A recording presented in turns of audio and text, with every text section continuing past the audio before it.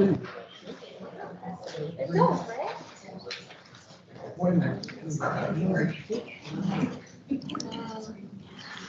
good afternoon.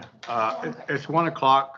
Prior to our regular board meeting, we have a special work session this afternoon on race training provided by the RCAC. I would like to welcome everyone. Thank you for taking the time out of your busy schedules to attend this training. Thank you to Carl and the RCAC for graciously accepting our offer to host this training.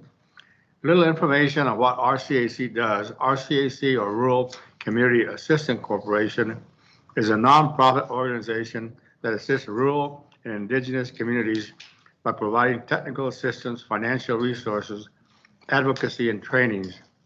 If you're interested in more information, you can speak with Carl after the training, and he will be happy to assist. Even though the board members and I are sitting up here, we would like to encourage everyone to participate, as this is an open training for everyone, not just us. It's a work session for us only for formal quorum purposes. This training is being recorded, so the video and minutes will be available. If you would like a copy, please speak with an LSU staff member to make sure they have your contact information. So with that, please proceed. Thank you. Thank you, Commissioner Archuleta. And thank you, everyone. Thank you for that lovely introduction. So my name is Carl Pennock, and as Commissioner said, I do work with the Rural Community Assistance Corporation, and we're based in West Sacramento, California. So I spoke with Adrian a few months back, it's been, hasn't it, at the New Mexico Infrastructure and Finance Conference. And I was making a presentation there for the conference, mostly on rate setting. That's my primary area of focus. So as far as RCAC, as the commissioner said, we serve communities throughout the western part of the United States. And those communities in many cases are facing a lot of water and wastewater challenges, water availability challenges, and we'll get into a few things. In some cases, declining population. As you might know, out in the Portales area, they're running out of water for some of their basic drinking water needs. So water, the availability of water, the fact that water is extracted from the ground here, and that we live in not only an arid state, but an arid region, brings, I think, a special focus on rate setting and providing reasonable rates to the community. So with those demands, we need to balance those demands and look at ways to help communities with not only rate structures, but with other aspects. So with respect then, if I can, yeah, thank you, Adrian. So with respect to that and helping small communities throughout the western part of the U.S., we provide technical assistance, help operators with technical needs that might be assessing well capacity, operating a SCADA system, many other areas of focus there. My area is mostly providing, working with communities on revenue forecasting and rate studies. And I've been with RCAC for about 7 years. My background is in industrial engineering. I graduated from New Mexico State University, and I also graduated from there with a business degree, master's in business. So I was kind of drawn to this area. And again, I think it's a very worthwhile field of study. So I've been with RCAC, as I said, for about 7 years.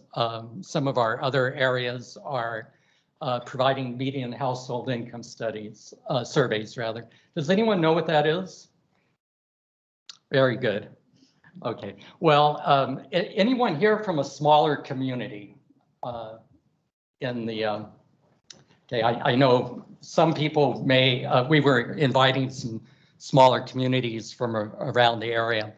And I think this is very important for some communities that may have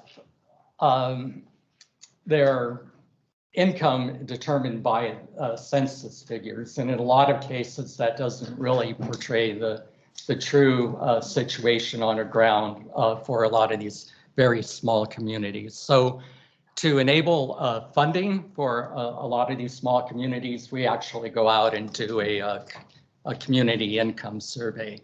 And that is a very important aspect of funding for communities. So we have a revolving loan fund for water and wastewater infrastructure. We provide interim financing through our office in West Sacramento, California. And then we also have an affordable housing and community facilities program. And I think the nice part about this is that you really can't have housing, you can't really have good public development without public infrastructure. And so that is why we work in more than one area here. So I think the lessons or the objectives today is to just provide, from my experience, the basics of rate setting and really why it's essential for utilities. So again, I work mostly with smaller systems, but I think a lot of these aspects are applicable to utility of any size. And then the second area is recognizing the true cost of providing water to your customers. And I just want to throw that out there. What would someone define as the true cost of water? And normally we use a ball and we throw it, but what happens, we've been using baseballs for a while, but those got to be a little dangerous. But I want to throw that out to anyone who would like to answer. Just give me a thought of what the true cost of water would be. Cost to the city, you mean? Cost to the city, cost to the customer. Really, the focus would be on the customer. So what would be the true cost of water and the true cost of running a utility? Is that you don't have the water. Yeah, long-term. You don't have any water. Supply of water? That's the true cost. You don't have it. You don't have it. Okay, Yeah. so you need to definitely purchase water and supply it. Well, also to conserve what you have and make sure you're operating the utility efficiently and with conservation top of mind. It's the cheapest way to buy water to you. I like that answer very much. Any other thoughts? Yes, sir.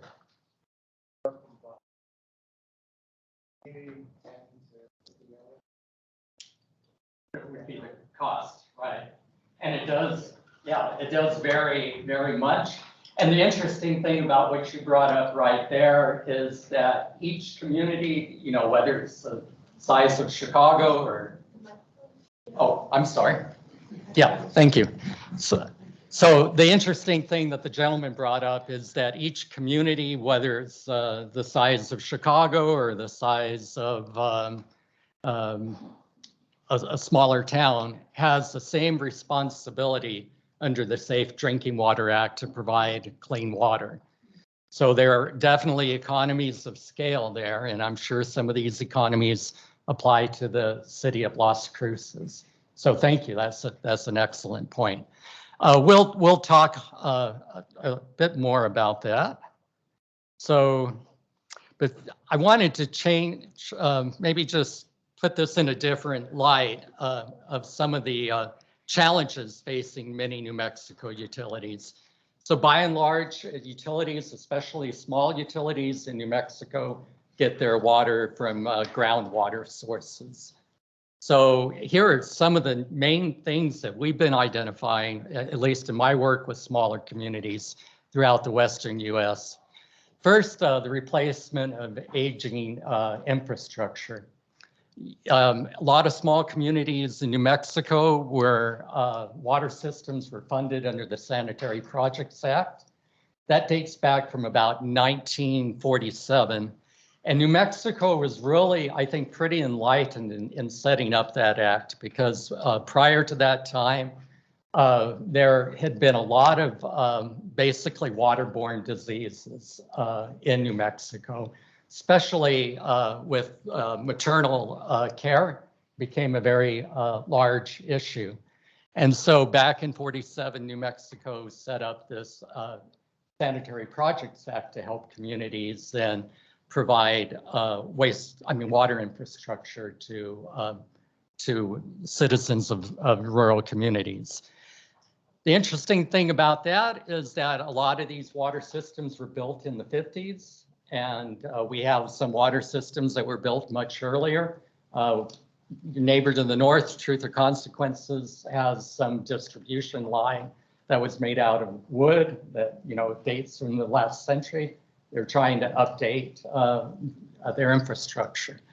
So really, replacement of aging infrastructure costs a lot of money, and it's hard to fund just through on a cash basis. So there's usually a funding facility to assist with that cost.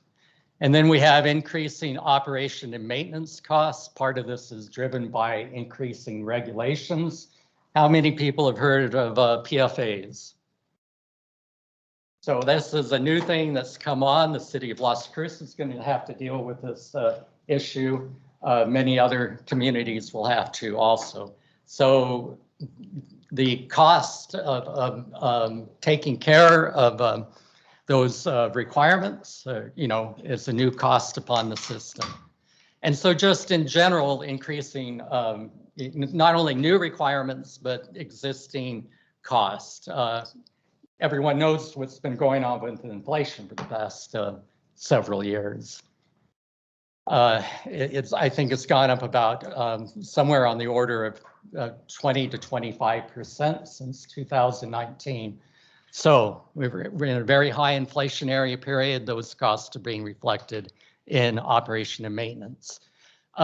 Fortunately, I don't think Las Cruces has this problem, but many communities I work with have the problem of declining customer base and usage.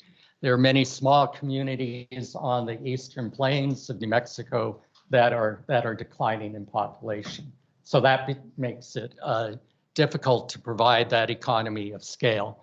And again, the last point, the economy of scale and limited sources of revenue. So with these very small communities, they have a difficulty raising the revenue to run their water and wastewater systems. Just a bit more on this infrastructure challenge. The American Society of Civil Engineers puts out a report card every year. The data from 2021 I have here, it's improved slightly, but you can see really looking at the infrastructure challenge, we as a nation received a C- for our drinking water infrastructure, and for our wastewater infrastructure, a D+. And I think this reflects, the challenges of replacing infrastructure that has not been attended to for a long period of time.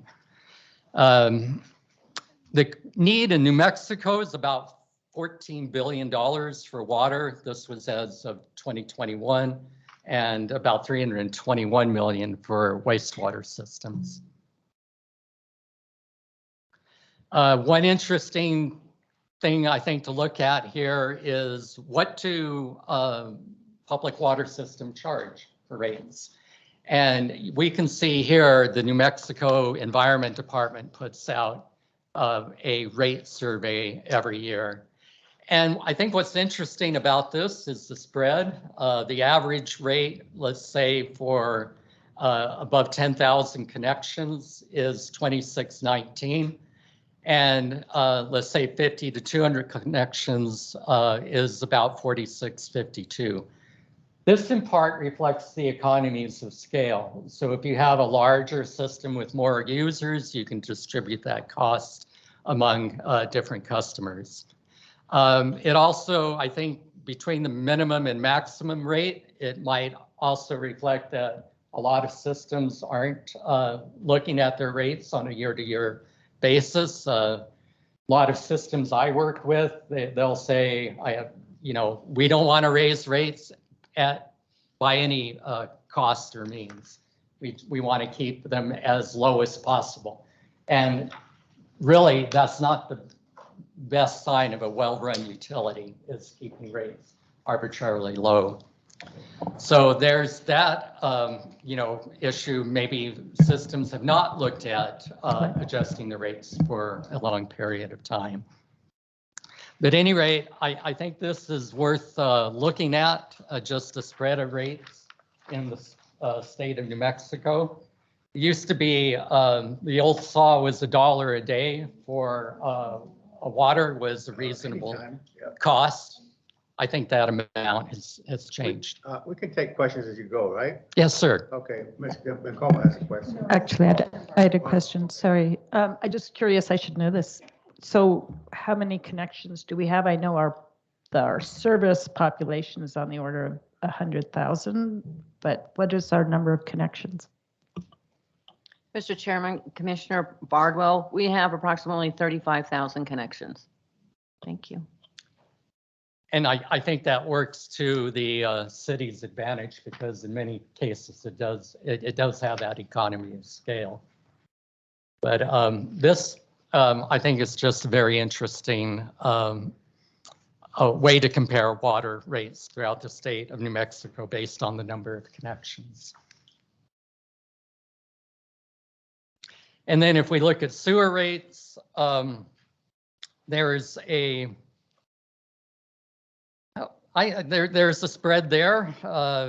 It's rather interesting. From 5,000 to 10,000 connections, the average rate is 52.40, and over 10,000 it's 22.32.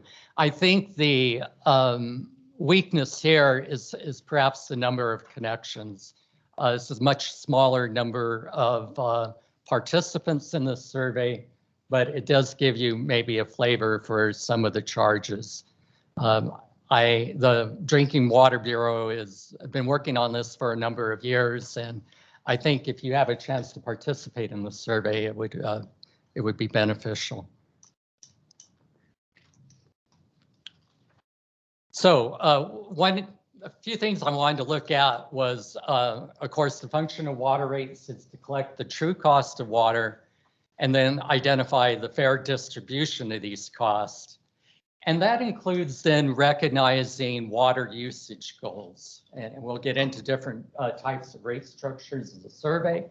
But some of these could include water conservation, economic development, and metered or non-metered use. So with that said, I'd like to jump into then the attributes of a good rate structure. Of course, it would be the first and foremost, it would be to cover the true cost of water. It should be something that's fair and justifiable. You don't want to arbitrarily charge someone that lives on a certain block of town a higher rate than someone else.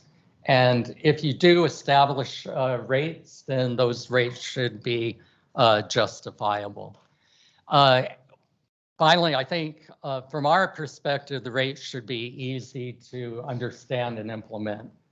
I'll show you an example later of working with a system that had about 8 different usage charges or classes, or tiers rather, and how on earth anyone could understand what their bill was. So it was really beyond me.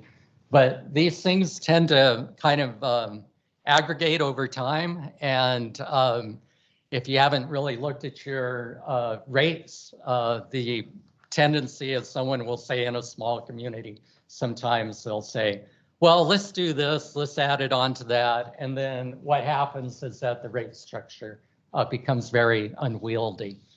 So I think it's very important and that it's easy to understand and implement. I've seen many, many cases where the rate structure is there on paper, but it's not coded correctly in the billing software. And so that is something I think very important for maybe the city to look at, make sure that the charges are being implemented properly. But this applies to any community. So now we get to the fun part, the true cost of water. So, we had some figures. Commissioner Archuleta mentioned the availability of water. That's certainly, the cost of that is certainly a component of that cost. But from our perspective, working with smaller communities throughout the West, is the true cost of water should encompass three things. The first is the ability to meet your day-to-day operation and maintenance expenses. So that's the most critical factor, because if you can't make payroll, you can't pay your operators, then likely those operators may not be sticking around very long. So you need to meet those day-to-day operating and maintenance expenses to supply safe drinking water. The second area is loan payments. And so usually that's the principal and interest on the loan. And that can vary depending on the funding terms you get. I know Las Cruces has been pretty successful in getting grants for a lot of the work they do. So that there's usually a loan component to any funding that you get. So the critical thing is to make sure you can meet those loan payments. And then I think the final area that a lot of utilities I work with neglect is basically reserves. And so we have reserves for debt. We have operating reserves. We have emergency reserves and capital replacement or improvement reserves. So basically a debt reserve could be set by the funder. In many cases, it's about 10% of an annual loan payment over 10 years. That's our common recommendation for establishing a debt reserve. So the funder definitely will require that in most cases, that a debt reserve be established. And that should be generated from the revenues that the utility is bringing in. Because utility, Las Cruces or any other municipality is an enterprise fund. So each utility has to be self-sustaining by that definition. Any questions at this point? So let me carry on then. So an operating reserve, sometimes this is looked at as a working capital reserve. And really, it's the amount of cash you have on hand to meet your day-to-day operating cost. A lot of systems that we work with have maybe snowbirds that come in during the winter and they leave during the summer. And so if you have these fluctuations in revenue, you want to have a reserve fund that provides enough stability to pay for any fluctuations in operating cash flow or revenue. And the frequent recommendation there for utility is 30 to 90 days cash on hand based on your annual expenses. So a lot of utilities I work with don't even consider that as a need. The third area that we like to look at is an emergency fund. One way to look at this might be the cost of replacing a pump at one of your critical facilities. So that could range anywhere from, $10,000 to $50,000. So we often identify an emergency reserve for a lot of the communities we work with. And then finally, I think most critically is a capital improvement reserve. So in looking at these capital improvements, if there's been a lot of deferred maintenance, a lot of deferred improvements, that's one area that suffers in particular. Yes. Do you have any guidance for the level of emergency funding to have on hand? Is it related to the overall value of the system or something along the lines of the operating expenditures? I like to look at emergencies that have taken place in the utility for the past 3 years and maybe the cost for addressing those emergencies. So if an operator has to go out at midnight or a set of operators, have to work on something for several days, those costs can run up very quickly. And then the equipment that would be entailed in that repair. Yeah, But- a lot of utilities in this country, especially larger ones, they use 2% of the operating costs Yeah. for emergency repairs. Yeah. 2%. And I think that's good guidance for larger systems, and that's a good benchmark there, I think. But I think it's still very valuable to look at the specific emergencies that have occurred in the utility. I think with capital improvements, again, just the infrastructure need and the fact that so many utilities have been deferring these costs, then, the probability of failure, the consequence of failure, looking at an asset management plan is probably the best way to look at making these improvements, identifying what your critical needs are, how old your infrastructure is, and then importantly, working with engineers to identify the replacement cost or the rehabilitation cost. But I can, attest that almost in all the communities I work with, there's a very serious need for a capital improvement reserve. So here are some of the key performance metrics. I liked what you said about a 2% coverage there for the emergency reserve, but there are also some, I think, key metrics that we use for working with small utilities. So your operating ratio, obviously, that needs to be above 1.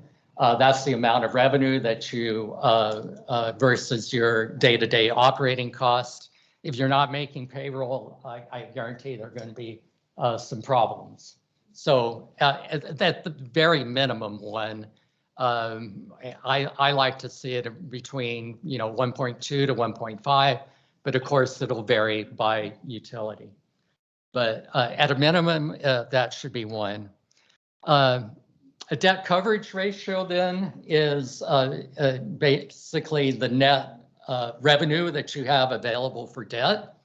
And the funder may have specific requirements. I know with the State Revolving Loan Fund, they have a requirement of 1.2. So you basically have enough net system revenue after costs to cover 1.2 times whatever your debt obligations are. And, preferably that amount is higher. Then looking at the operating days of cash on hand, I touched on that. For many smaller communities, 30 to 90 days works. I think maybe for the city of Las Cruces, it might have additional funding sources. That amount may not be as, it may be on the lower end of that range there. So as far as the rate setting process, I think that's, we have stressed this a lot. First of all, I identify the need for a rate review, educate the public as you're doing that rate review, as you're going along. Generally a process in doing that, you don't do it in one meeting. And then choose a rate structure. We'll touch on a few of those rate structures, again, as an overview. And then gather information to set rates, and then set the rates that meet your needs. So really a pretty straightforward process there, but a lot of times certain aspects of this are neglected. I think especially educating the public, getting the public involved. Any questions at this point that I could answer? Okay, so let's look at each of these on a step-by-step basis. So really identify the need for a rate review. What comes to mind? Someone tells me what comes to mind when a rate review surfaces. You're falling below some. There you go. Yes, exactly. We're not bringing in enough money to run our day-to-day costs. Or we're not, our funder or lender will tell us that, look, you're having a few problems here. An audit might identify that. So yeah, our rates may not be covering our current costs, let alone future costs. We look at inflation. We look at infrastructure needs. And then will we have enough money to handle repairs, replacements, and unexpected expenses? Again, that kind of alludes to emergencies, things that come along. So we want to reserve for that. Are rates fair to our customers?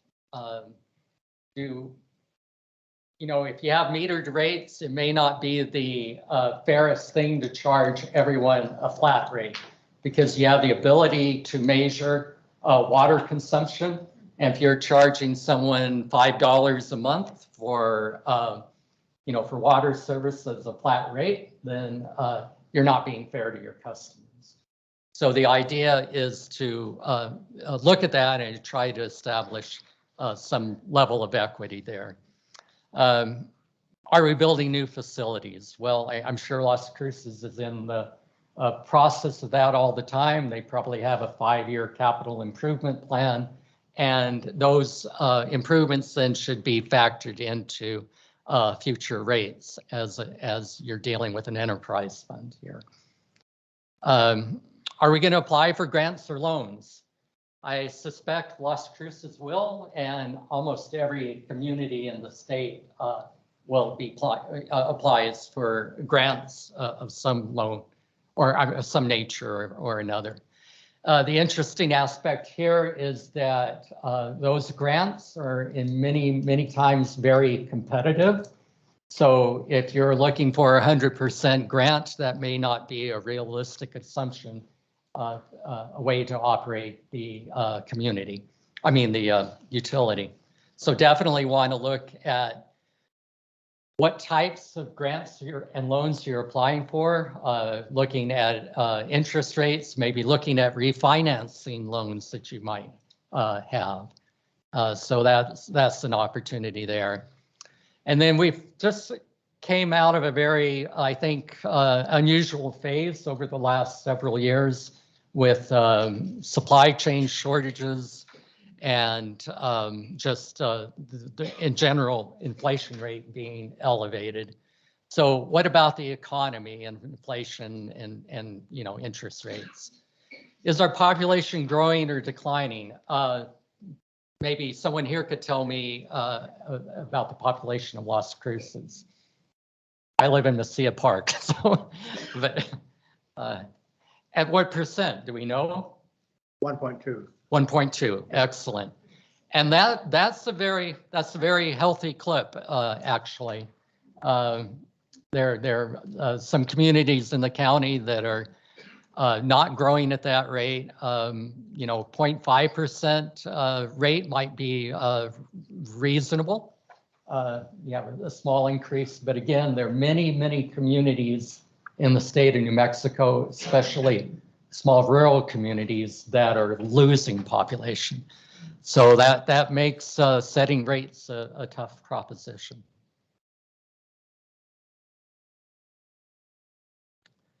So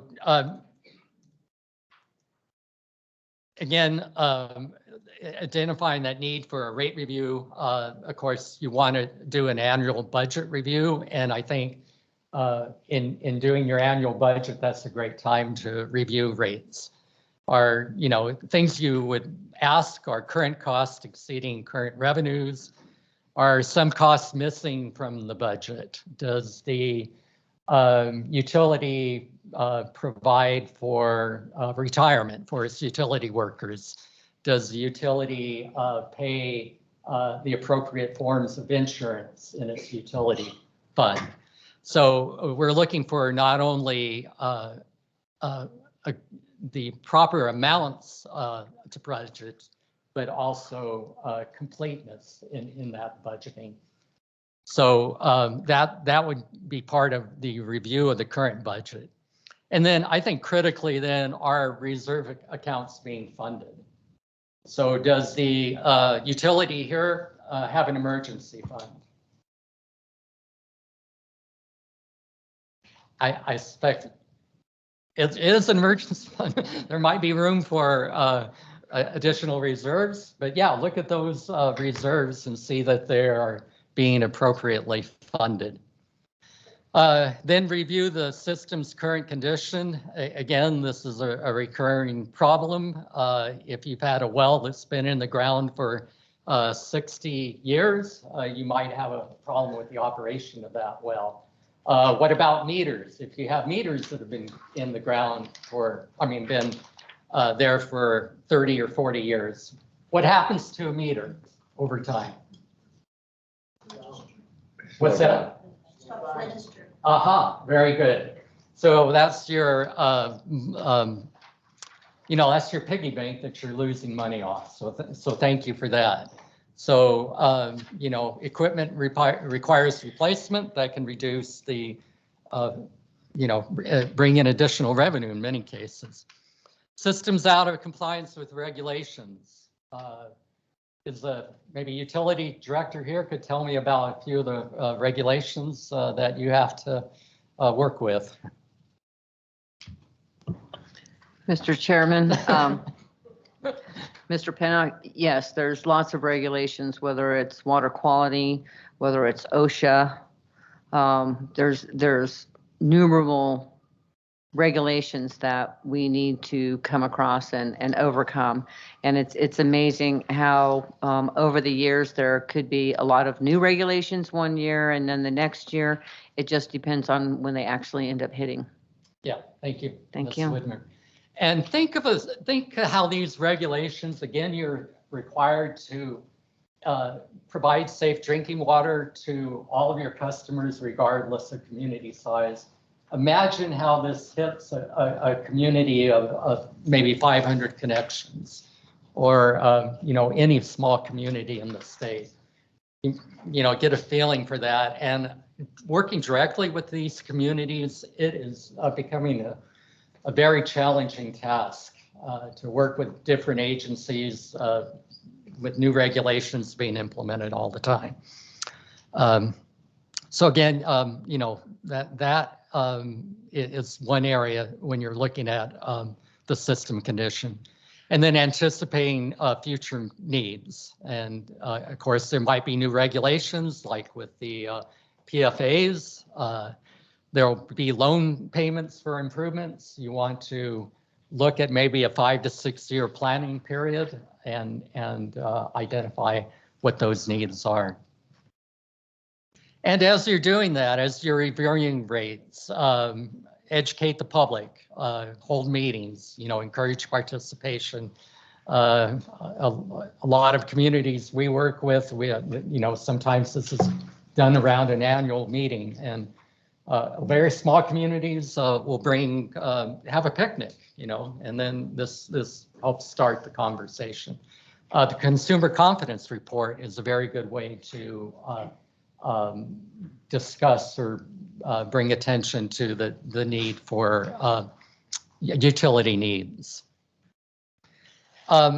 So let me ask someone here what the process is for doing a rate review for the city of Las Cruces.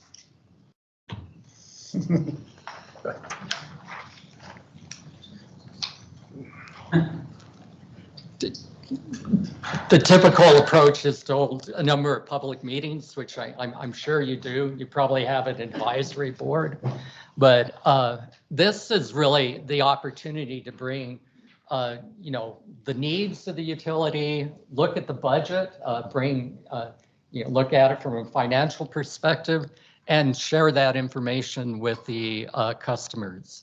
You might be hit with a compliance order.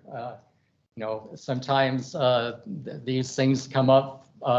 Systems in Hidalgo County, you know, Lordsburg, for example, has arsenic issue, treatment issue they're dealing with. And this has kind of come up over the years. And it doesn't help that they lower the drinking water regulation for arsenic from 50 pp parts per billion down to 10. But that's the regulation, and a lot of communities are having to deal with that. Who is they? They, I'm sorry, that would be the Environment Department, basically under the Safe Drinking Water Act. New Mexico? Yes, yeah. But it's through the EPA, and those are federally, those are federal regulations, which the state has the obligation to implement.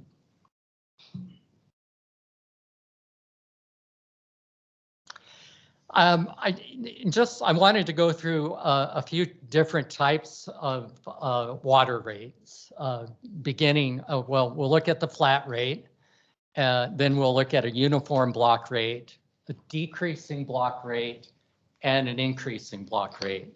Can anyone tell me what kind of rate structure the city of Las Cruces has? Yes, sir. Increasing block. Yes, sir. Yeah. And we'll get into the advantages of that. Like, of course, you know, water's a scarce commodity here, so that would be one of the primary advantages. Yes.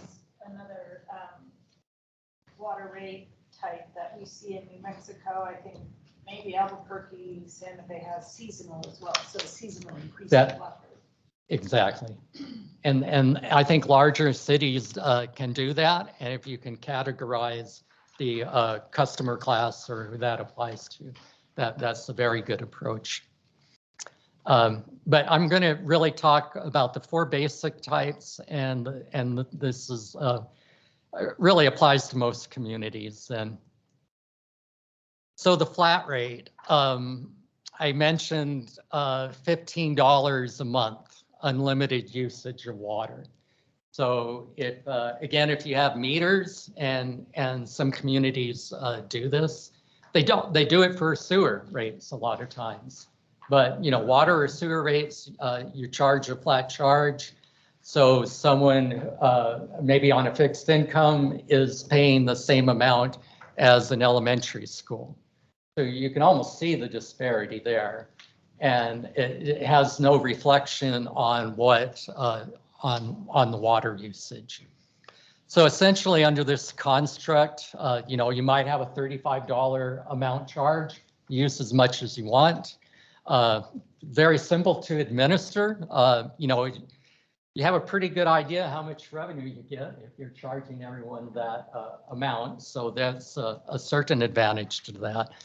But I think the disadvantages outweigh any of these simple advantages, in that really the revenues that you collect are disconnected from some expenses, and I'm talking about your variable expenses, the chemical costs, the utility costs, electricity costs, and the like.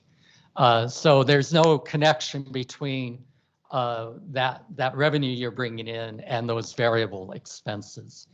I can say that it often encourages wasteful use. If, you're charging someone $35 a month, and let's say you're treating your water for arsenic, and you're putting that water out on an irrigation pasture, you wonder about the sensibility of that.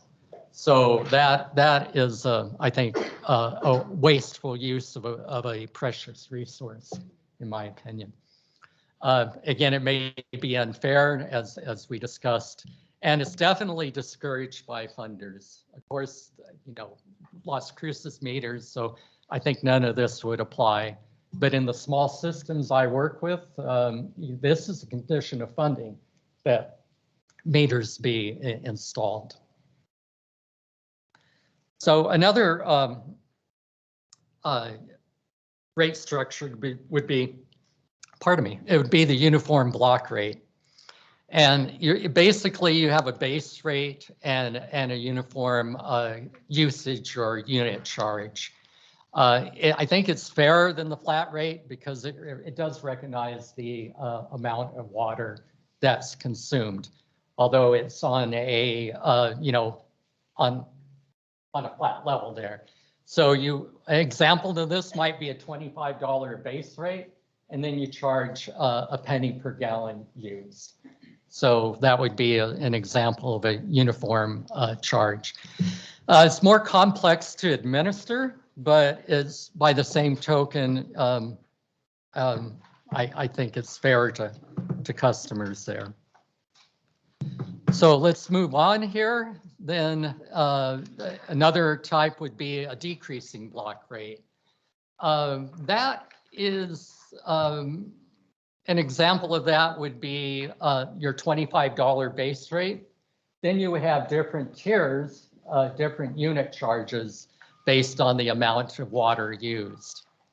So as you can see in your presentation material, a good example of this would be charging 8 cents a gallon for the first 3,000 gallons used. That would be that first tier. Then it goes down to 5 cents for the next 3,000, and then anything above that would be 2 cents per 1,000 gallons.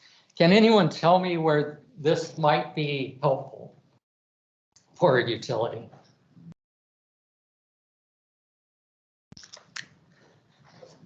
Suppose we had a large number of industrial users that rely on affordable electricity. Maybe we have a semiconductor plant here. You might have a special rate for customers in that type of class.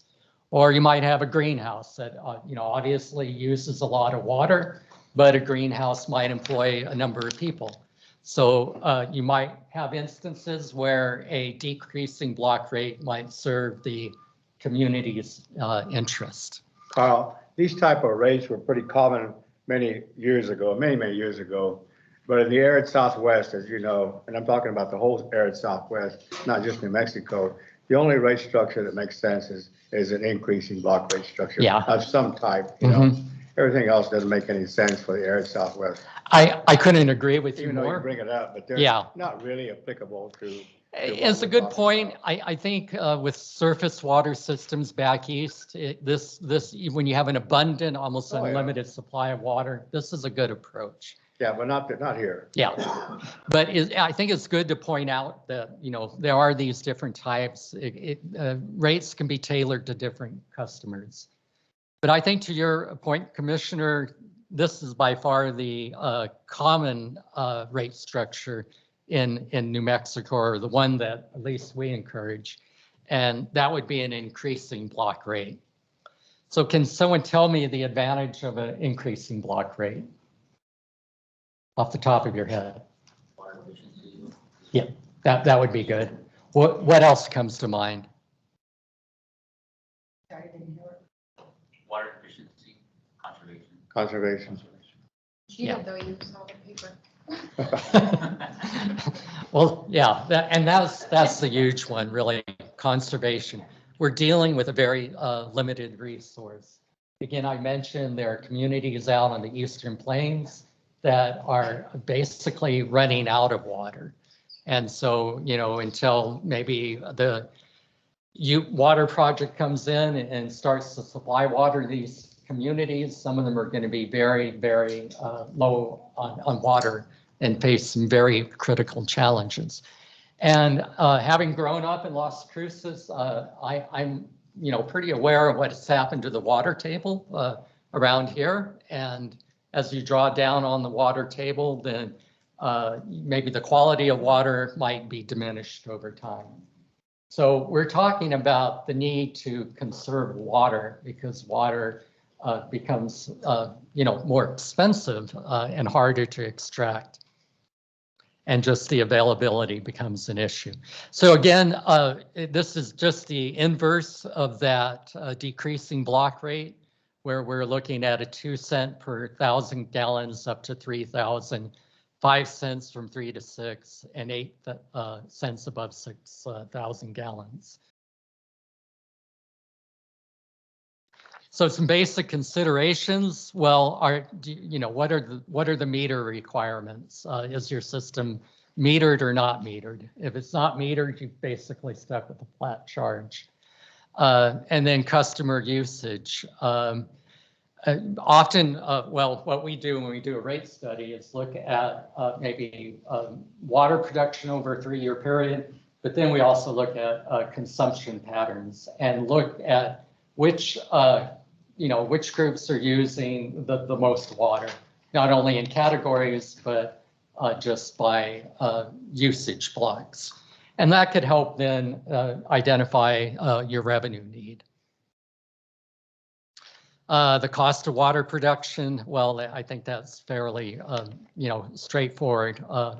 There are fixed costs involved with that, but there are certainly variable costs.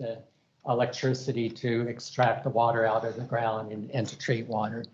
And again, I think for some communities in parts of the state, you have uranium issues, you have arsenic issues, you have fluoride issues. Even in the southern parts of this county, there's some very interesting thing. Ms. Widmer, maybe you can touch on some of the treatment challenges or issues in that city of Las Cruces has. Mr. Chairman, Mr. Pinnock, we are quite fortunate. Yes, you are.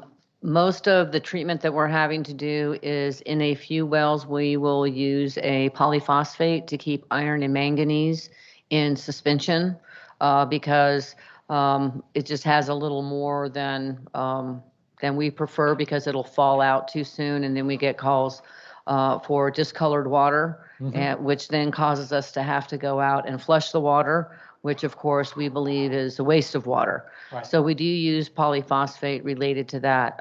For disinfection, we do use gaseous chlorine. Other than that, we are quite fortunate. All of our other wells meet the drinking water standards. With the PFAS, we went ahead and we were proactive.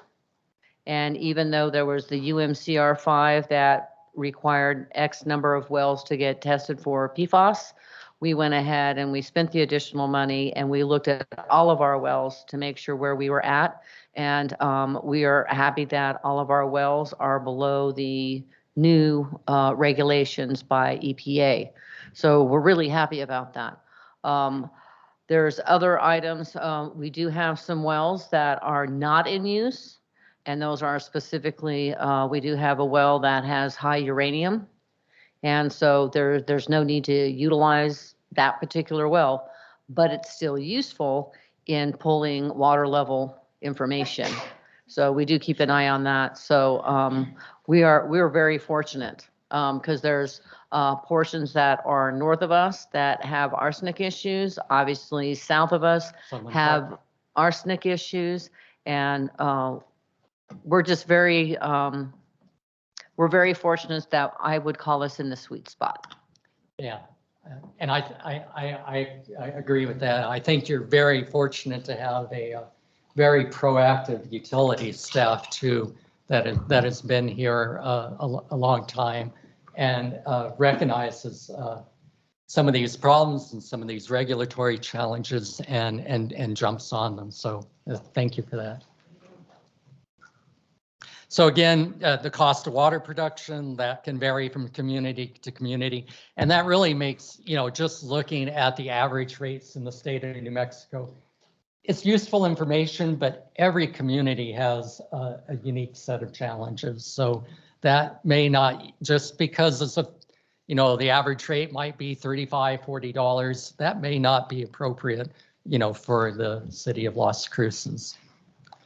So any rate, community development, again, I mentioned maybe if we had a semiconductor plant in here, you might want to offer a different rate structure, based on economic development needs and potential for continued development. One interesting area is capacity. So I'll go to the next slide, and I think this is one of the more interesting slides here, is that each utility is required to provide a capacity to each meter size. So if I have a regular residential meter that might be 5/8 or 3/4 inch, the amount of water that I have to produce for that customer on demand varies greatly from a large commercial customer that might have a 6 or 8 inch meter, or a school that might have a 4 or 6, even 8 inch meter. So that customer with that meter size is going to demand a lot more water, which the utility will have to have the capacity to provide. So I think we use this in developing a base rate for the utility in many utilities I work with. So again, it's the amount of infrastructure you have to provide that capacity to that system. And again, for a smaller pipes, smaller meter size, that capacity is going to be less. So we incorporate that a lot of times in helping to establish a fairer rate structure. I guess step 4 then is look at information to set rates, look at the number of users per customer class. You do want to try to look at commonalities between customers, whether they're residential, commercial, or industrial. You might have a small commercial class. I know the city of Las Cruces utility department has several classes. So, and then you also want to look at the average amounts of water used by each group. And then when you're doing a rate study, are these customers actually using water? Are they connected, or are we just talking about maybe some dead meters out there? Or do they have a meter and that meter's being used by other customers, maybe tapped illegally? Or so this does happen. So I think the utility department has a kind of important responsibility to make sure that those connections, that you have an accurate connection survey. And then finally, we want to look again at debt service, your day-to-day operating costs, the need for reserves. So quickly, let's look at the rates, how these rates might be set up. So for a non-metered system, if you're setting a flat rate, it's pretty clear cut. The full cost of water is adding up all the budget expenses, reserves, debt, and dividing that by the total number of connections. So that is straightforward, and then divide that by 12 to determine the monthly cost. There's, again, no way to measure the water usage because you don't have meters. I think this is where things become more interesting, and I think more useful for a utility that has a metered connection, such as the city of Las Cruces. So the idea here, the principle is to set a flat base rate, your base charge to cover the fixed cost of the system, and then develop a usage rate or commodity charge to cover the variable cost of the system. So what comes to mind when I think of a fixed cost of the system? Can someone give me an idea? Ask that again. A fixed cost of a utility? Can you give me an example? Of a cost element. Yeah, a fixed cost for a utility. All of the capital costs of the production and distribution systems and the Yeah. debt service on those. Yeah, that's a great example and also a very large component. So if you're paying a loan for that, that loan's going to be fixed. That's not going to vary with the production of water. So yeah, that's a fixed cost. Other examples then are salaries, benefits. So if I'm paying a utility operator a salary, I'm going to have to pay that operator a salary for a 40-hour work week. And that's not going to change whether I'm, producing 1,000 gallons of water or 1,000,000 gallons of water. That is a very, almost exclusively that would be considered a fixed cost. Carl, Yes. one of the other things that we do here in the Southwest, I think several cities do, is you look at peak demand. Yes. Peak demand, not average demand, but peak demand. Right. Whether it's residential, we have industry that's peaking, that is very important. For example, I know that we don't furnish water to the university, but during the summertime, they don't use a lot of water, but during the school time, they use a lot of water. Right? Yes. But they have their own system. That's not a good example for us, but it's that type of example. It's a very good You have to look example. at peak demand, not just average demand. Yeah, and you have to build facilities for that peak demand, and that cost needs to be distributed to customers. Yeah. So if I have a customer, in this case, that's using a great amount of water, that might justify an increasing block rate. So that's a very good example where, where we look at that type of charge. But in this sense, then, that the basic premise then is to develop a base rate to address fixed cost. You don't have to recover all the fixed cost with that base rate, but that fixed cost or that base rate that you do establish should be proportional or distributed proportionally among your customer base. So then you develop that unit rate to cover variable costs. So let's say we have an instance where Las Cruces is recovering 60% of its revenue need with the base rate. Then it would be required to recover the remainder of that through a unit charge. And that could be an increasing block rate, such as what you have. You don't want to set that base rate too low, because if you do, then there's an issue with revenue stability. People could cut back on their water use, and that could be a challenge. Want me to help with that? I've seen it a few times. It's just, I just watched it go and irritate everybody. And then it started coming this way, so, Well, that lightens things up, so I right, appreciate so that. people like, if people just motion and kind of point, and then maybe I can give it, our thoughts. And do let me know, I'll pause and. Yeah, and it's kind of a big one.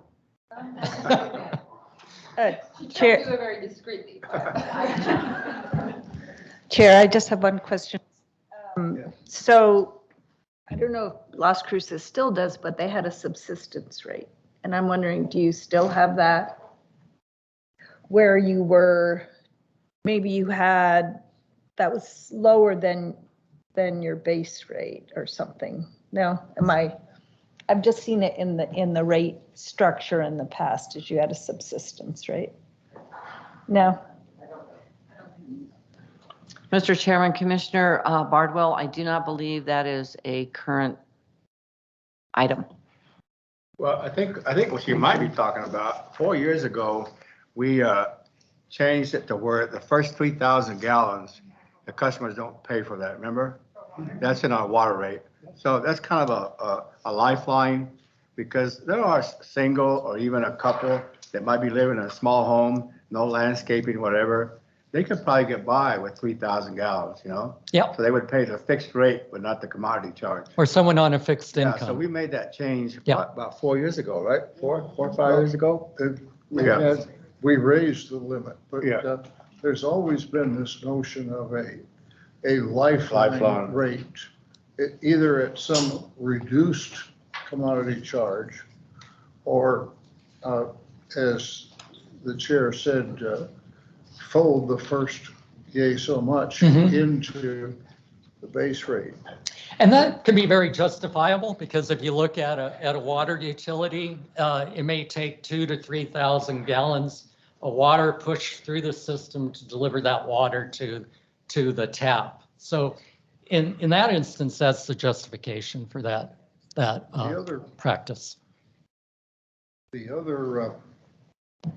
other part of that problem is that if we just take all of the fixed costs and work the arithmetic for a base rate, the number will be such that we will all be taken out and shot. Yes, you would.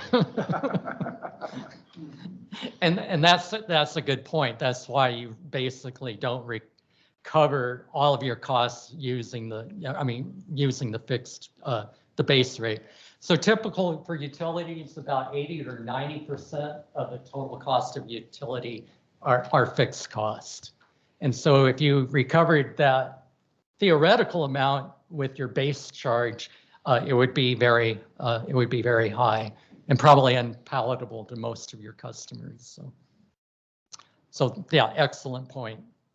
But again, I think that speaks into the notion of fixed cost and variable cost and how to distribute those charges among your customers. Chair, I just have a quick question just to follow up on this aspect of it. So if you aren't recovering, you're recovering some percentage of your fixed costs in your base rate. Do you oftentimes roll over the remainder into that first block, or is it spread across all three, or how, are there multiple ways to address it? Multiple ways, yeah. Yeah, and I think, again, that's why it's very important to look at those usage classes and try to optimize that Example, revenue. we have 3 different blocks, okay? Yeah. If the board decides that maybe at the top block, we've got too many customers that are actually going into the top block, you know? Right. So it may be too inexpensive, right? Mhm. So we might want to raise that upper block quite a bit more than the lower blocks. But we have to look at how many customers go through the first block, second block, and third block, you know, and take a look at that and see what we want to charge in order to have conserve water. Yeah, exactly. But yet receive the revenue that we need, you know? Yeah. So Excellent. we look at those every time, Beth, you know, as we look at that. And we'll do the same thing, I'm sure, this time, right? Yeah. And we do the same thing in doing a rate study for a community. We look at that revenue flow, but also what the water conservation needs of the utility are. And one other just follow-up question, Chair, if I could. So just the amount of, what do we call it, consumptive use data, average amounts of water used by each group, I would think that given our current metering situation, we actually have the ability to do a much more rigorous or robust analysis of water use within each group. And I'm just wondering, is that data aggregated or disaggregated? And have we increased our ability to use the data we're collecting to be able to contribute to a rate study, a sophisticated rate study? Mr. Chairman, Commissioner Bardwell, that's a really good question. We have not gone through a water rate review since we've done the metering system. So we're going to have tons of data to do a very in-depth analysis as to who's using how much water. So this one's going to be really good. So thank you. It's a good question. Please proceed. Very good. So I think then really the last point here is selling the rates. Again, you need to be sensitive to the needs of a community. You probably don't want to be charging a $80 flat rate for someone on a fixed income. That may not go over that well. Definitely, if you have meters, you want to be avoiding that prospect at all costs. Really it gets to the process of community input and how that's done through public meetings. I think through the council, it would be through a number of public meetings, perhaps with the Utility Advisory Board assisting in that. So typically we recommend, in my work with small communities, we do 2 to 3 public meetings and really try to get the word out there that, these are the needs as we expressed, and have a conversation around it. Because it's more than just, bringing in revenue. It's really what the needs of the community are and what the citizens will support. So with that, let me get into a 5-year rate study model. This is based on the American Waterworks Association methodology. And I noted in your resolution that was passed on November 20th that you are looking at a revised rate setting process, which I think very encouragingly will incorporate industry accepted methodologies. So this is a methodology that is used by the American Waterworks Association. It comes from the M1 rate manual, and that's updated on an annual basis. So I almost feel like jumping over there, but I'm going to lose my microphone. So I can yell pretty loud, but if you just direct your attention then to this, because I think this is a kind of a fun model, really. So the idea is to look at what your assets are, what your budget is, and what your sales are. And, looking at your assets, we talked about the need to replace assets. So we're looking at those reserves and establishing the age and condition and the consequence of what happens if some of those assets fail. So does the city have an asset management plan? Mr. Chairman, Mr. Pennock, yes and no. Okay. So we have a lot of our assets in our enterprise system. And one of the things that we're working on now is we did do a resolution to incorporate a more sophisticated asset management system. So we'll be moving forward to doing something a little more, I guess, robust than what it currently is. But we do keep a list of all of our assets and obviously do our best on the conditions. So right. Yeah. Absolutely. And that's excellent. Really, that asset management plan is, I think, important. It's becoming much more important for funding the projects. Again, based on the criticality of these needs. The New Mexico Finance Authority, for example, is requiring that an asset management process or plan be put in place.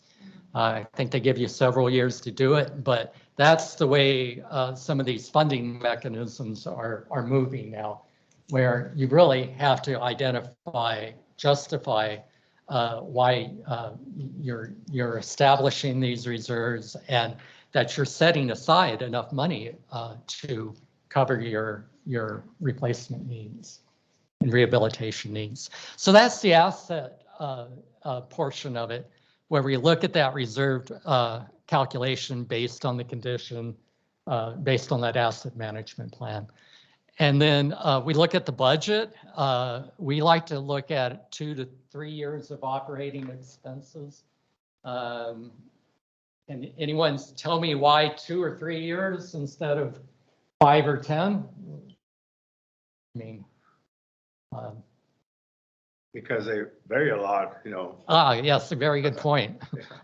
And what happened 10 years ago at a utility might not have much meaning to, you know, what's happening now. So we like to look at 2 to 3 years of historic expenses, look at fluctuations in those expenses, make sure that those expenses are being categorized consistently, and that those, you know, we're not leaving out line items.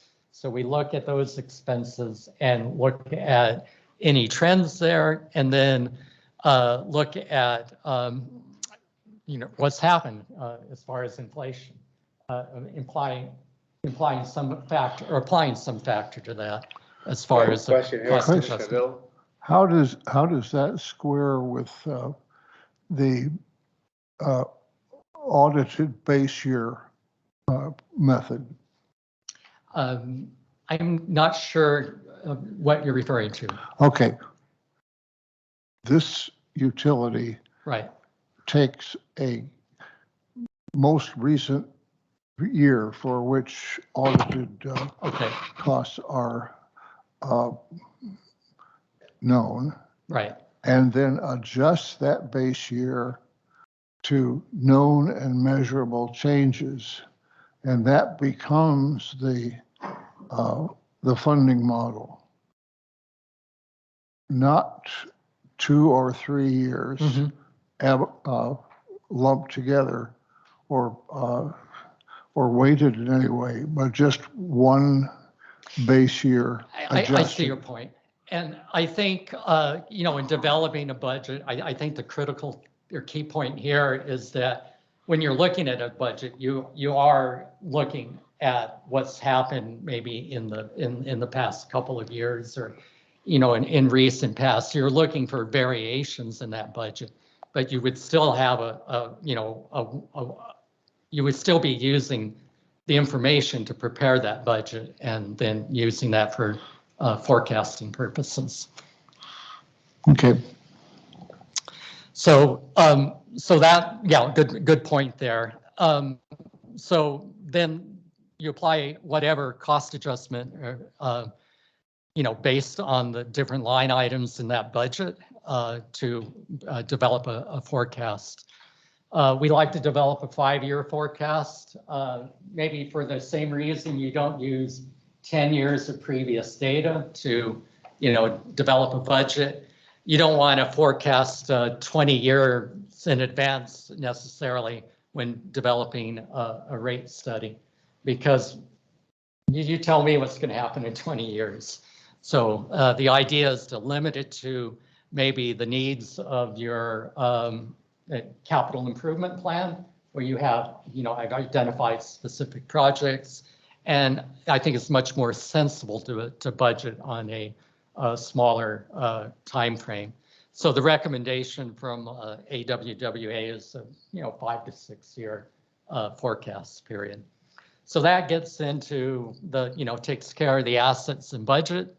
Then with the budget, then you want, as we talked about just a bit ago, you want to divide that into fixed and variable costs. Insurance example, debt, good examples of fixed cost. And then you want to determine, you know, the proportions of fixed and variable costs. Use that to establish a base rate and a usage or commodity charge, and that would feed into the revenue forecast. Then you look at sales. Then, you know, what's happened to the utility in the past 3 or 4 years. look at that historic water consumption data. Are we losing are we losing customers? Are customers using less water?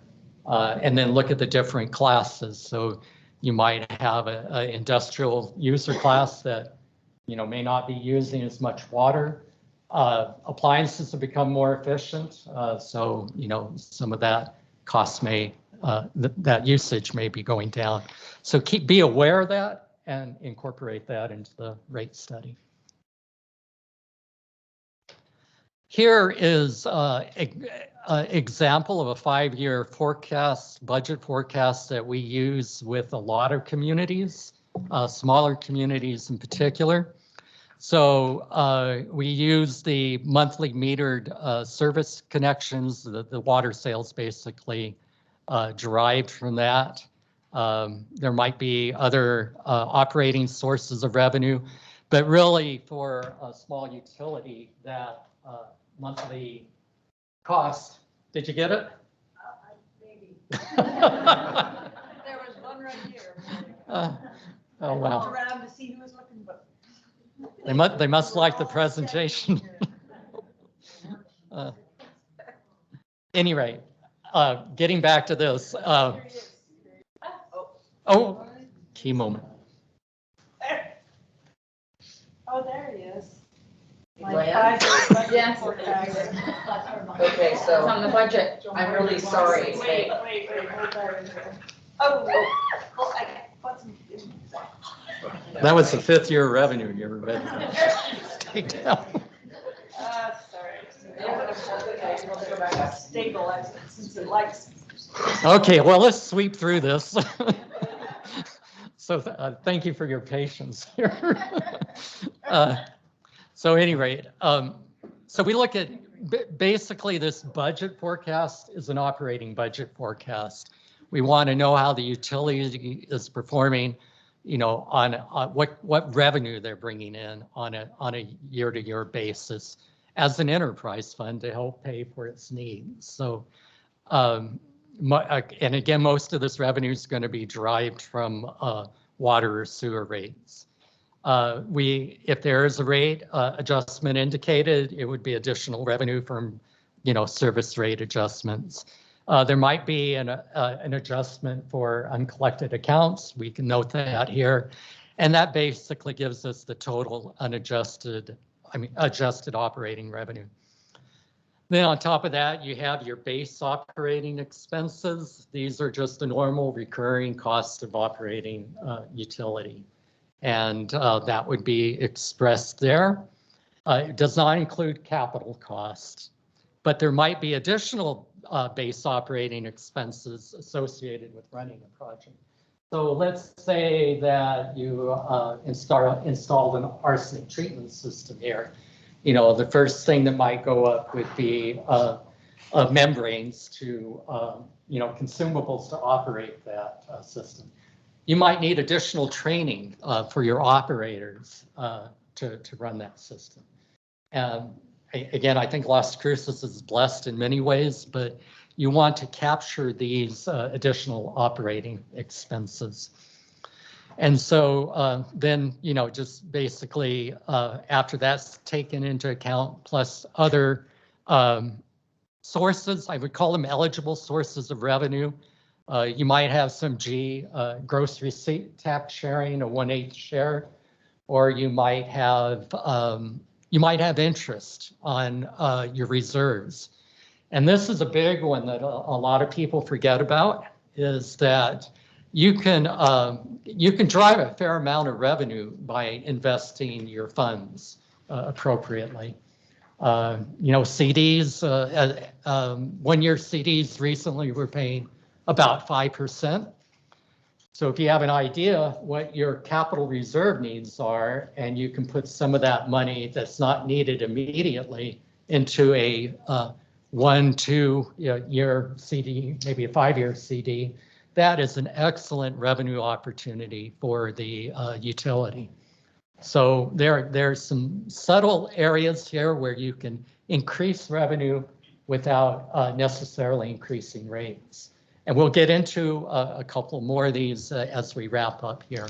Yes, I wanted to say, Adrian, that hopefully, as we look at doing our rate analysis, that we're going to follow the 5-year forecast model like this.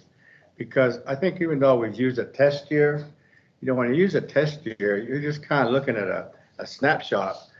In our particular case, we forecast that probably next year, we're going to have quite a bit of capital needs. Okay? Right. So we have to look at the whole 5 years, and even though you may end up adjusting rates maybe for the first couple of years or 3 years or whatever, but you look at the whole thing as opposed to a test year, which I never quite liked, to be frank with you, but would be much more useful, I think, than just a test year.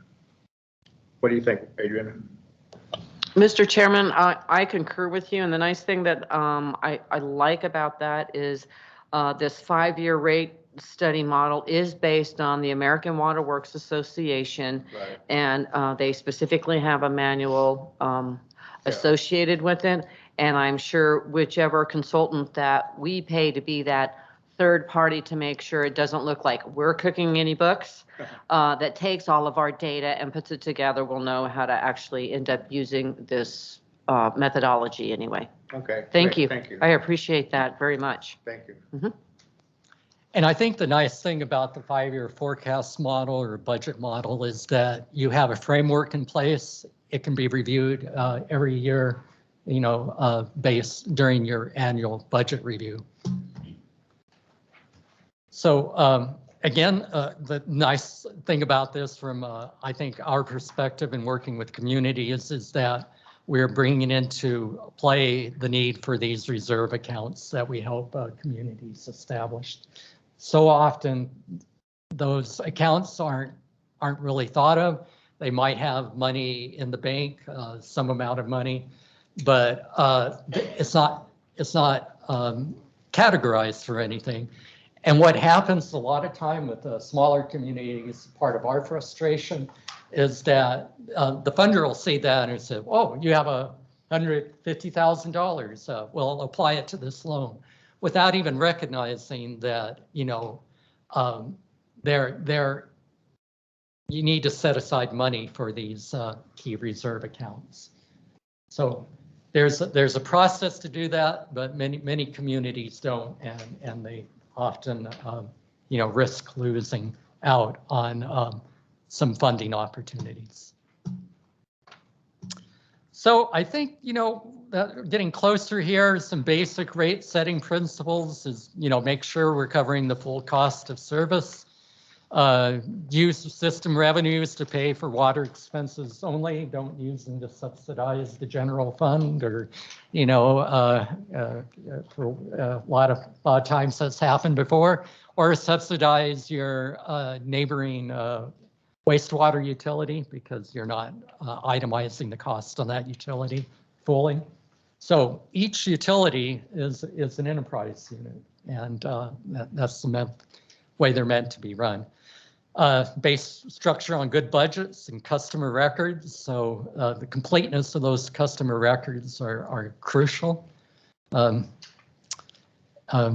Yeah, I worked as a QC manager one time, and that was the one thing consistency and completeness and adequacy. So those are the three core elements, I think, of any QC or QA program. Design rates that are fair and equitable. We establish some methods to do that. Make sure they're easy to understand and administer. Review them annually. So unfortunately, cities that communities all work with, they'll implement the first phase of a rate study, and then they'll forget about it. And then, there you go.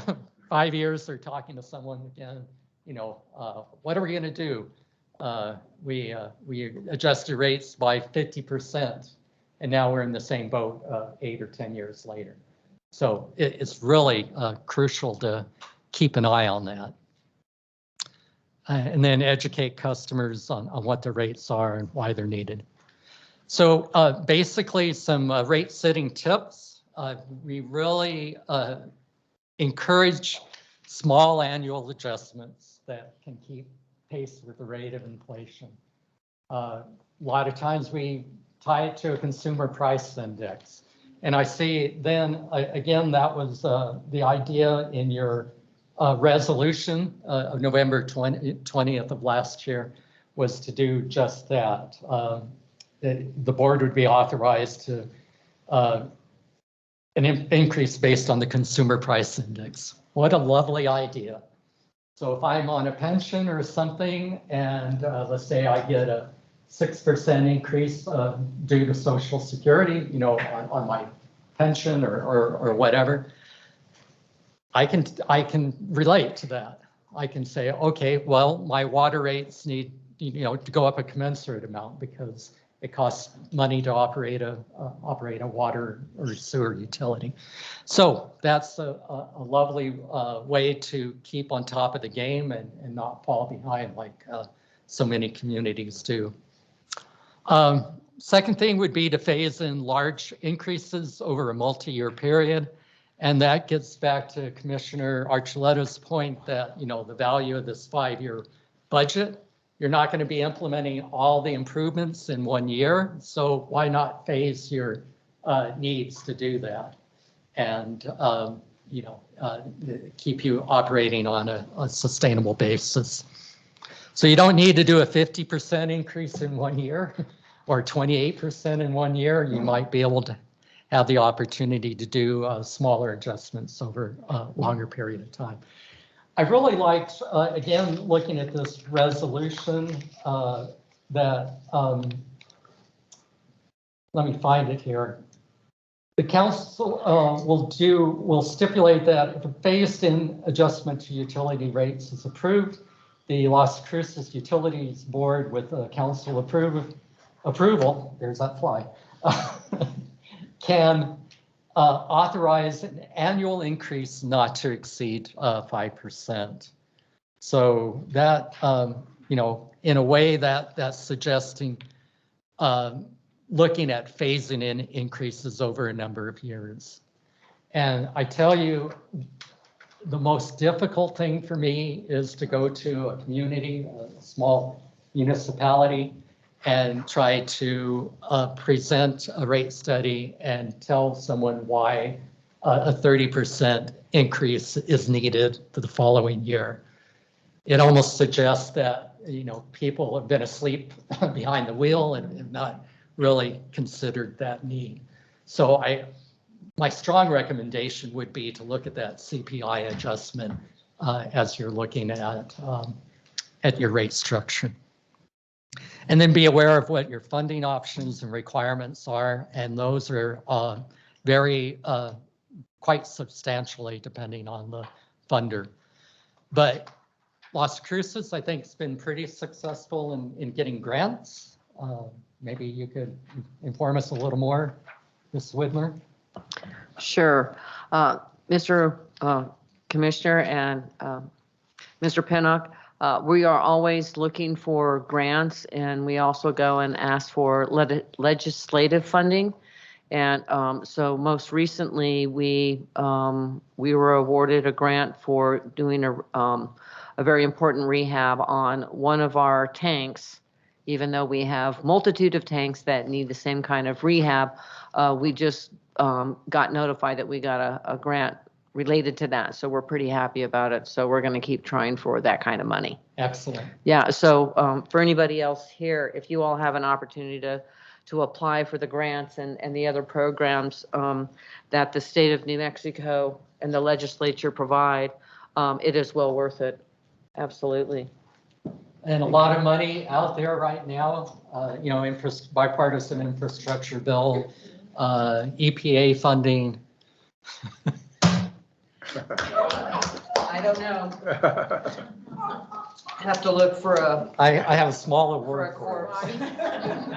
Yeah, we. It would be.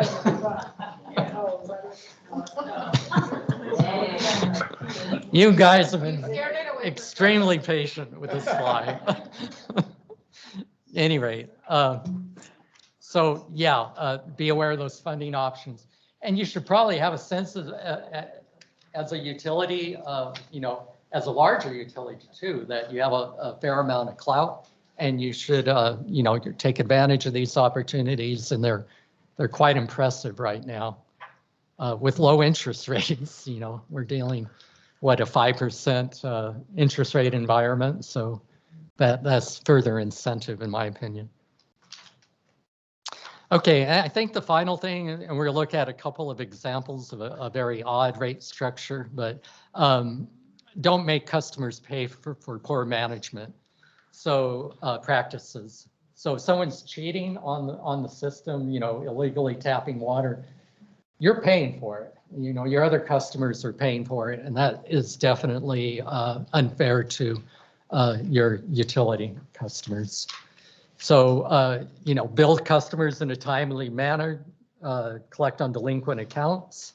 I don't know what your aged receivables are, but, you know, those are things that one should be aware of and have a good grasp on. Again, some people tap into water. We see this into smaller communities, or, you know, or where customers should be metered, but they aren't. And then check the operation of meters. Look at the master meter. You know, look at the age of your customer meters. So I think you mentioned that was the piggy bank there, or, you know, a great, I mean, that's your source of revenue. And then adequate internal controls. We unfortunately run across this more often than not, where embezzlement is what it boils down to. And you can probably read a number of cases here. I won't name communities, but there have been communities in the past in southern New Mexico that, you know, had money walked away, and we've had managers, utility managers, you know, prosecuted for that. But most of the time, the money's not recovered, and, you know, look who pays for it. I mean, your customers. So adequate internal controls, and then, you know, find new customers when possible. So those are some tips. I think then to kind of wrap up, I mentioned, you know, the need for simple water rates. This is just an example of a system I worked with. And we had the opportunity to basically redefine their water structure. In this case, they had about 8 different tiers, and they had a base charge at $10.25, which I can guarantee wasn't collecting the fixed cost of water. And then they had these very arbitrary charges, you know, another $10.25 up to the first 2,000. And then about 8 other tiers going up from 99 to 111,000 gallons being the last tier. So that's very awkward, and you can guarantee that is hard to implement. And what we found too is that there were some very serious errors in implementing it. Actually, it was only partially implemented. It wasn't even worth going to the trouble. So they, you know, they just said, well, we'll just do this instead. So that, you know, that's the problem with this complexity. What we wound up presenting was, well, if you really want to keep this rate structure, we can tell you what the revenue need is. The cost of service needed would be about a 22% increase. So that was a uniform adjustment, this kind of ridiculous rate structure. But what we did was a tiered structure, and that was under option 3. And the interesting thing about this is that, you know, at the average use for per gallon consumption for the utility, about 5,000 gallons, the increase turned out to be 10%. So if they had applied the uniform adjustment to their existing rates, that would have been a 22% revenue increase identified for that year. By restructuring the rate structure under this option, it made the burden basically less for people on that use the lower amounts, maybe on fixed incomes or not. And that really was a larger amount of the population, about 75% used 5,000 gallons or less. So it's a way to not only encourage conservation, but I think it also may make the rate adjustment a little more palatable to most of your customers. So that's an example of simplified water rates. And let me close out then with sewer, basically, where we, a lot of times those are based on a flat rate charge. And again, if customers are using water during the winter months, that's a good proxy for your wastewater flow. So that can be used to help establish a usage charge. And that's what we did in this case. It'd be a uniform usage charge plus the base charge. Because you're still looking at utilities, electricity to run the wastewater utility, chemical costs, and the like. I'll leave this really for you to look at if you are interested, but this is kind of a case study showing the breakout. It might be worth looking at sometime in your leisure hours when we're not swatting flies, or, any rate, it explains how a uniform block rate is established and how that could be used in to establish that rate and include a couple of thousand gallons, which is a common construct. Finally, there's some rate resources here that we use with small communities. I think that could be helpful for you as well. I think, it gives you, I think, some very excellent kind of streamlined guidance on developing budgets and financial planning for water and wastewater systems. And then, of course, the M1 manual from AWWA, that being the industry accepted methodology. There's also an M54 manual for small water systems. And let me thank you all for your attention and patience and questions this afternoon. And if there are any questions, I'd be happy to address them now. Any questions, Commissioner Bencomo? I just had one question. You, really early on, you talked about the infrastructure grades, and then you said a number that it were required for New Mexico to meet all the improvements.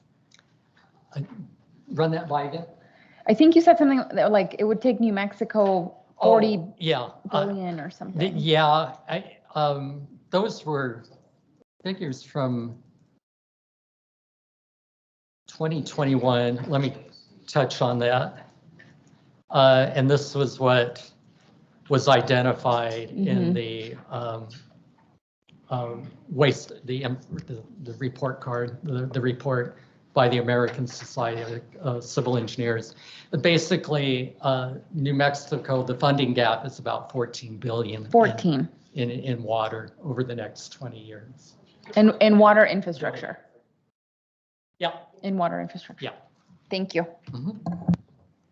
Carl, I have a comment and question. A few years ago, maybe 20 years ago, 15 years ago, EPA published that, of course, you talk about the true value of water, but a lot of questions about the affordability of water. Correct. Right? And they published a guidance back then that a lot of utilities are still using, which is 2% of the median household income for water and wastewater both. Yeah, very. So if your median income is, say, $30,000 a year, 2% would be $600 for both water and wastewater annually. Okay.